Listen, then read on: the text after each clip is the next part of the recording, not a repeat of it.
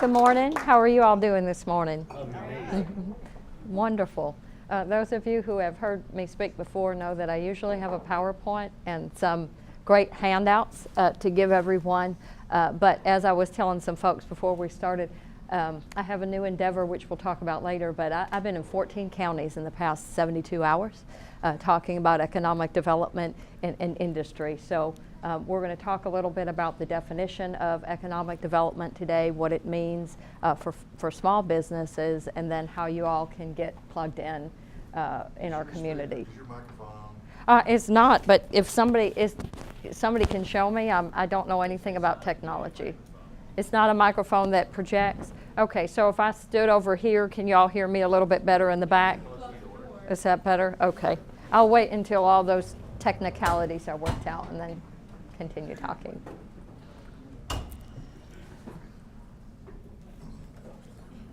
But how many people know what economic development is, the definition in this room? Cho, can you tell us a little bit about economic development and what your... Economic development is developing the economy and the communities, essentially. Mm-hmm. Yeah, that's in a nutshell, that's right. Economic development is that sustained collaborative partnership between people within a community to promote our quality of life. And that includes local government, small business owners, nonprofit organizations, residents. And it's interesting because I'm a professional economic developer. I've spent my life recruiting and retaining business and industry here in Huntsville and Madison County. And when I go to other areas, it's a question that often gets asked, what makes Huntsville different and what makes it special? And you have to be very, very careful when you're answering that within smaller communities. But it's not that we're better, but what makes us different is that we have people within our community that are willing to band together for a common good. I mean, if you want to get something done, for example, for Community Awareness for Youth or Community Kite Festival or some of these major initiatives, all you have to do is have a network of some friends and some nonprofits, call them up, and they'll gladly volunteer their time. You know, that's how Huntsville is built. Vicki asked me to talk about small businesses and how that impacts economic development. Small businesses are the backbone of our local economy, and as strategic planners, as economic developers, you know, we understand the buy-in when it comes to small businesses. When you purchase a good or a service from a small business, a good portion of that revenue stays within our local economy. So not only are you helping, you know, your friends and your neighbors when you shop local, but again, that revenue is staying at home. And if you look at membership of area organizations, for example, our Chamber of Commerce, there's 2,800 plus or minus members, and about 70% of those members are small businesses with employees 15 people or less. If you look at some of the larger companies that we have that have been built here in Huntsville, Gator Technologies, we did an announcement for Gator recently. They're expanding in Research Park on a 100,000 square foot footprint, but they started. Yeah, anybody know where they started? It started in the back of a flower shop. There's one or two people with an idea that you know, were very fiscally conservative starting in the back of that flower shop. I think, you know, in commercial real estate and development, a lot of mistakes companies make is they think that, hey, I'm going to go into business and I have to have the Taj Mahal, you know, for my office space. And they didn't. They did it right. They saved their money. They started brainstorming some ideas. And now, again, they're a multi-million-dollar company that's having operations move from California back to Huntsville to establish that footprint. Somebody asked to speak a little bit about my background, my educational background. I have a bachelor's degree in history with an emphasis in government and public policy, a Master of Business Administration, a Master of Science in Contracts. I'm a certified Alabama planning and zoning official. I'm the first in Huntsville and the first group, one of only 8 in the state of Alabama, who is a certified economic developer, and then presently I'm working on my doctorate in theology. So spent my life talking to people, learning how to build cities, learning how to build towns, and want to put these partnerships together. Somebody said, why have you been in all of the counties? For those of you that haven't known, I'm actually running for a statewide office. I'm running now for Commissioner of Agriculture and Industries, and I'm going to keep the partisan politics out of it because I understand that there's a variety of people here. But the statute states that in addition to overseeing the Department of Agriculture, what I'll be doing is promoting economic and industrial development in all of Alabama's 67 counties. And so last night when I was speaking to a group in Trustful, they said, you have it in Huntsville, why would you want to make a difference in other areas? My life is about legacy. Life for all of us is about that legacy that we leave behind.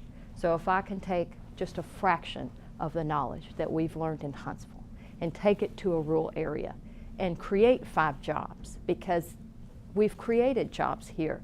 That's what it's about, because knowing if you can bring 5 high-paying jobs to an area, those higher-paying jobs create secondary jobs, service provider jobs, 2 to 3 additional ones, and they would hire people like everyone in this room to help support them, whether it be restaurant services, legal services, business services, marketing, IT, cybersecurity. It all matters. It's all interconnected. So I built my business and my life through interacting with people, through interacting with the public. And I'm here today at the end of the presentation. We're going to stay around. I'll be here probably until about 10 o'clock. I want to learn from everyone in this room who has been touched by one of Alabama's dominant industries. According to the Alabama Department of Commerce, the industries that are dominant to our state are agriculture and food production, aerospace, aviation, biotechnology, cybersecurity, automotive, chemicals, metals and advanced manufacturing. And the subsidiary industries that support the dominant industries are the R&D and the IT and the real estate and the construction. So I want to know how I can help you build your business and help influence your life in a positive way. Also, if there's a group or if there's a way that I can put you in contact with somebody within our community that will help you in your venture, I will do it. And so let me know how I can be of service to you, and I will help you. I know Ms. Vicki said not to take too much Q&A because y'all are on limited time, because y'all have lives and have things to do, and I understand that. But if anybody has any specific questions, related to the industry, related to city building, I'd be happy to take them now. Yes, sir. Nicole, you said you're in business. Yes. And obviously, being in business, then you have an income, and then you ask that people contact you if they have a need. Yes. So the question I have then is, what would be your fees to those in the room here who might be looking for your services? I'll help you for nothing. I mean, I will pro bono help you if you need help. Now, if you need help 7 days a week, of course, then we'll have to, we'll have to talk about that. But there is no, I don't charge a consultation fee to meet with me for a service.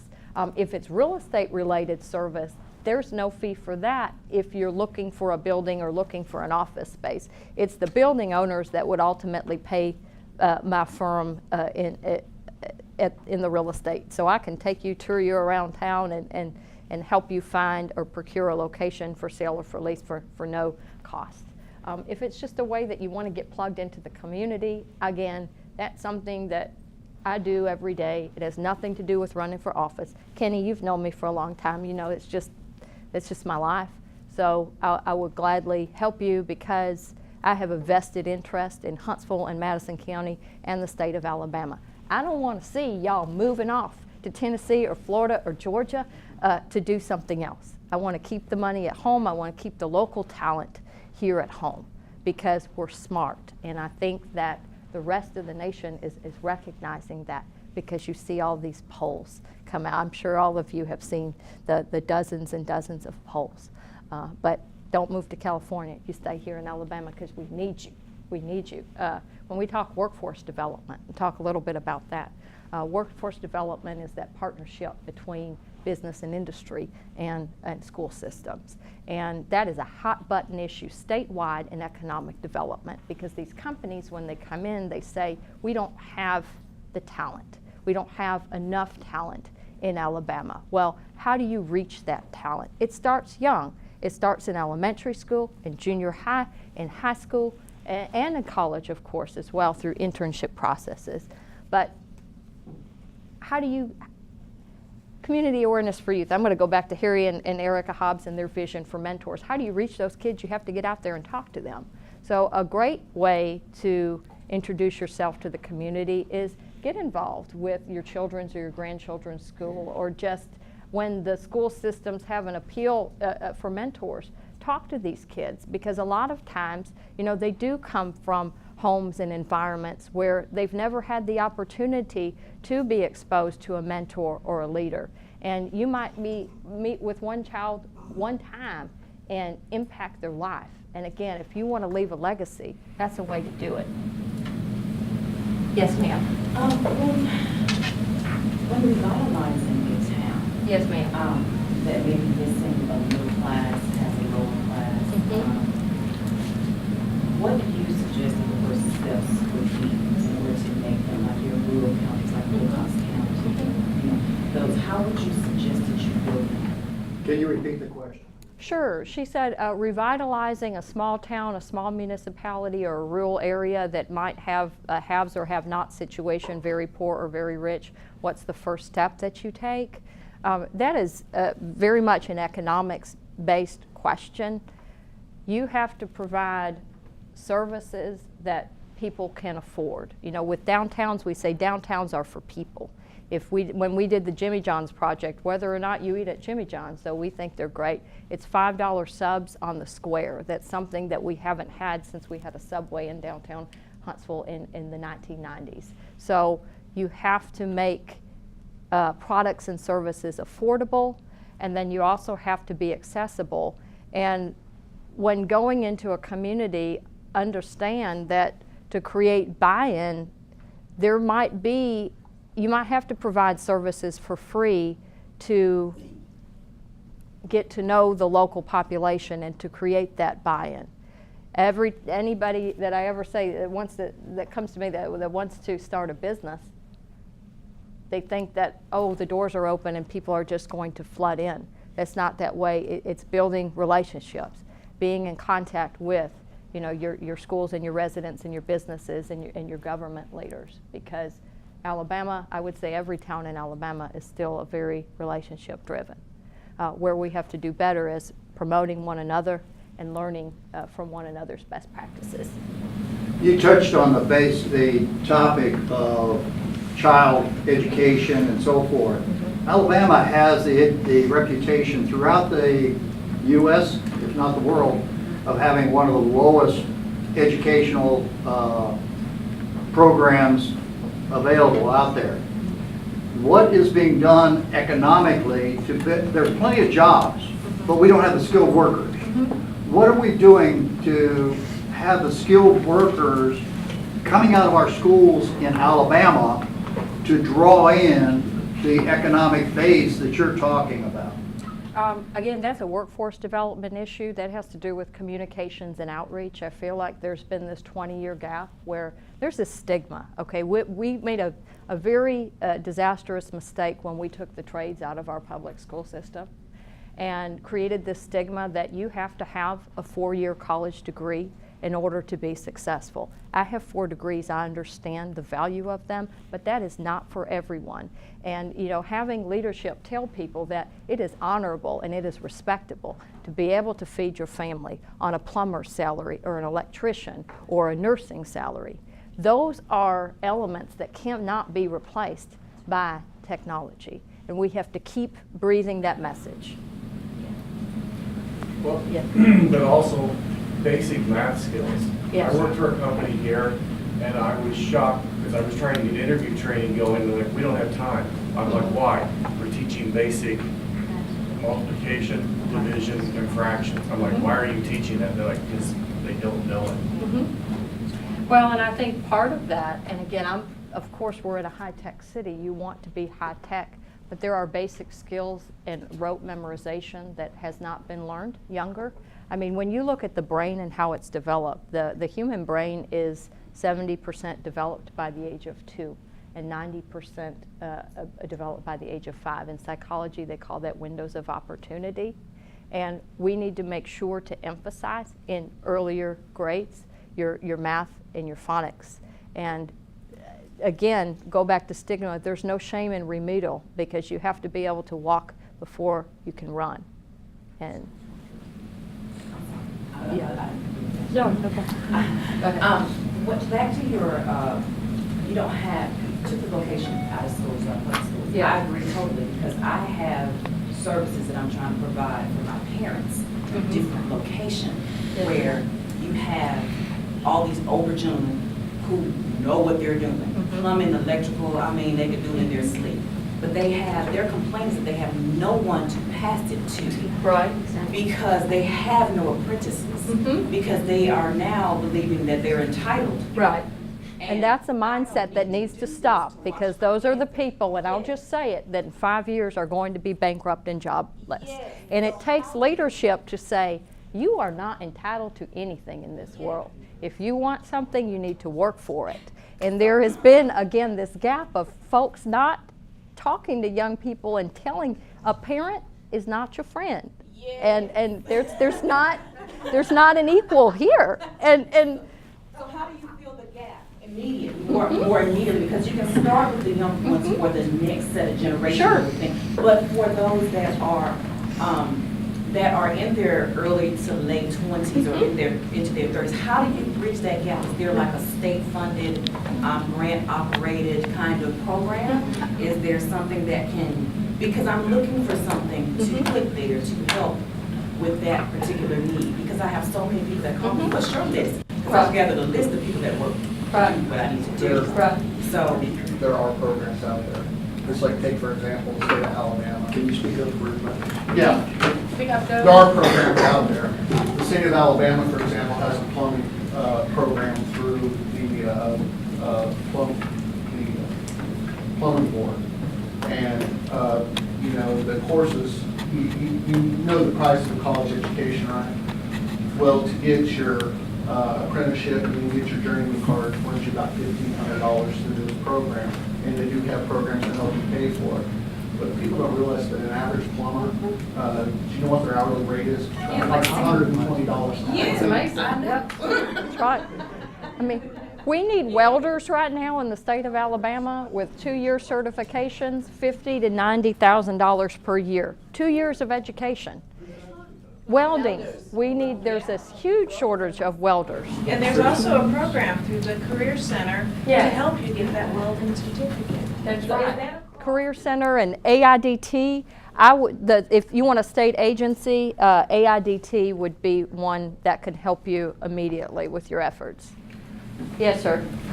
One of the big issues from a meta perspective is that we're going from a government-dominated society to a large corporate-dominated.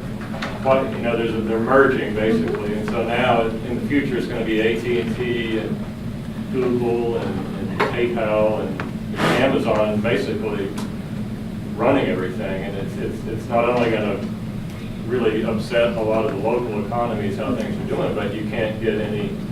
I mean, the quality of internet service is abysmal if you get outside of the core cities, and the fact that we have, that's such a key element of the infrastructure, and these, like AT&T is like dealing with the Italian government or something, it doesn't work even on earth to deal with, and yet this is impinging on a lot of productivity, and yet there's no real recourse to it unless we get Amazon to fight with them because they're hurting the streaming services from Amazon. But that is a big problem that they're allowed, and they've been given all these incentives and breaks over the years, and tax breaks and everything, and their service quality. They're letting it's the wireline infrastructure that's a huge part of the problem, but this is something that's not really, if you live with this, it's a constant frustration, but how you address things like that, if you look at how to deal with something like that? I need IT professionals to explain the technology. I mean, I'm a project manager, I'm an economic developer, but I understand